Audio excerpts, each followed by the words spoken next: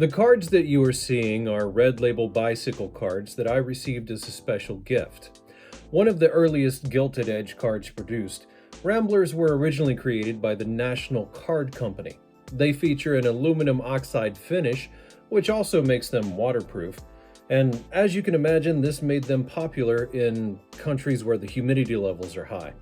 That's why they were originally exported primarily to places like Asia. And because of this, it made them not really available to the American market. But then again, the fact that these were found only about 10 miles or so from where the original factory in Norwood, Ohio would have been, well, that's either absolutely amazing or it's to be expected. Now, Rambler was created by the National Card Company, which was formed in or around 1886 by a guy named Samuel J. Murray.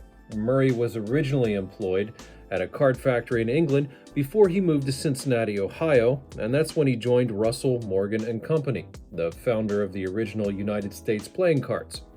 After some time, he would then move on to Indiana, where he began his own company, known as the National Card Company. Later down the line, in March of 1893, rumors started to swirl about how the National Card Company was being bought by the now United States Printing Company.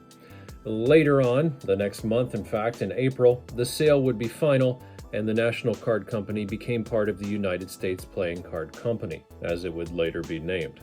Now, it's said that it was sold for the price of about $50,000, which, with inflation by today's standards, roughly amounts to around $180,000, seemingly minuscule to what the company is worth now.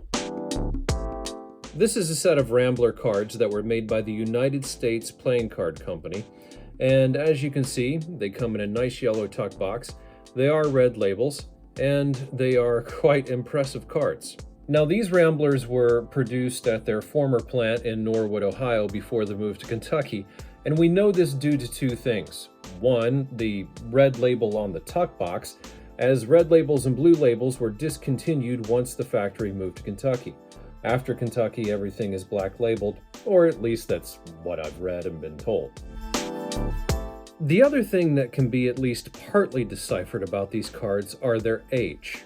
Now, the way that playing cards are dated, for the most part, especially when it comes to bicycle cards, is a date code that's on the ace of spades.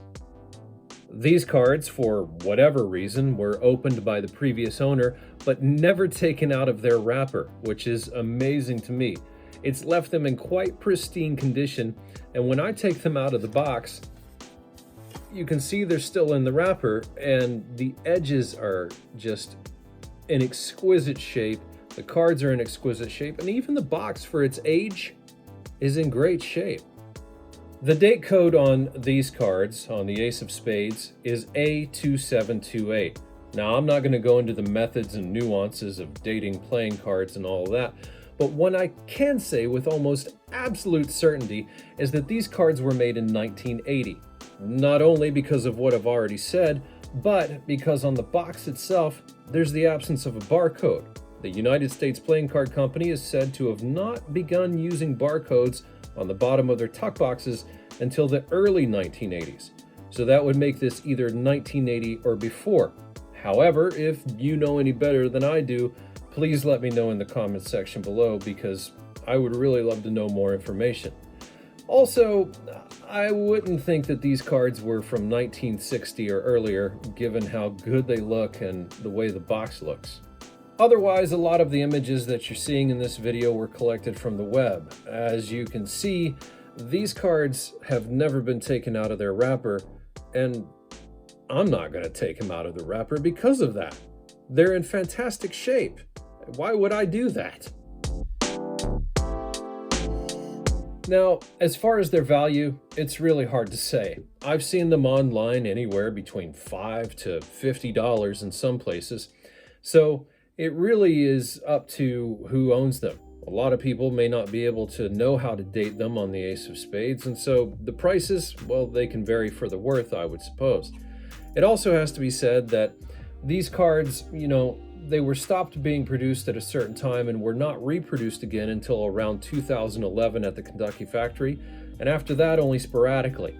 They also featured a completely different tuck box that had a hole in the back and a different design, and, well, the black label, of course, is a giveaway for their age.